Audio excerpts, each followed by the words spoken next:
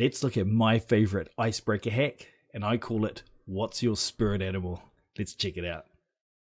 The reason why I love this hack so much is I'm bad with names, so it gives me something to recognize them from, their name and something else, which is a bonus. And the second thing is it gives you a whole heap of clues about their learning personality, where they'll fit in the group, and it's a lot of fun.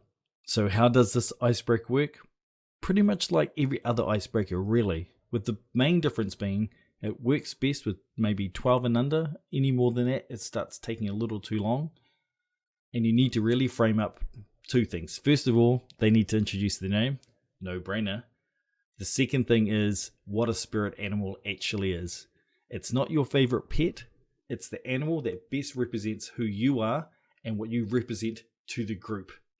By explaining it that way, you really open up the fantastical to the plain and ordinary, and that's what you want because you get to see everyone's personalities as they start coming up. So what makes this a great hack? When you've run this activity a few times, you're going to start seeing some trends, like I've done, since I've run it like 20,000 million times. First of all, you're going to get a group, and I call them the cats and the dogs. And these are the people who are quite straight-laced, and by the choice of animal, gives you a pretty good idea of who they are. Anyone that says they're a dog, and that makes you think that they're loyal, well, guess what? They are loyal. Anyone that says they're a cat means that they pride themselves on how individual they are, and they like to be loners. Again, because they call themselves a cat, you get a fair idea on how they're going to be in the group. Anyone that picks a standard animal, and I'm talking to people who pick elephants, and you'll be surprised how many people pick elephants because they've got a really good memory. It means you can easily kind of match them to the animal that they choose. The next group I call the peacocks and the sloths. And these are the guys in the group that always like to be different. I would actually say I'm a bit of a peacock most times. So they'll pick an animal deliberately to be unique and out there. And that's why sloths happen quite a lot. I like sitting at home and watching Netflix and slothing in front of the couch.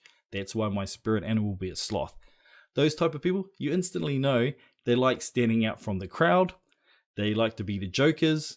They're the ones who probably talk the most, and they're probably the funny ones as well. So that's it.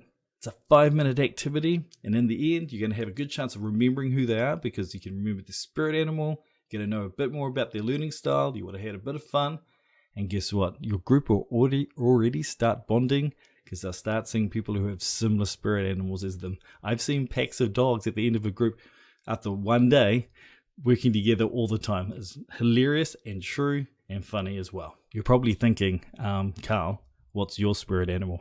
And it's easy. I'm a Cheshire cat. I like giving out advice and then I just disappear.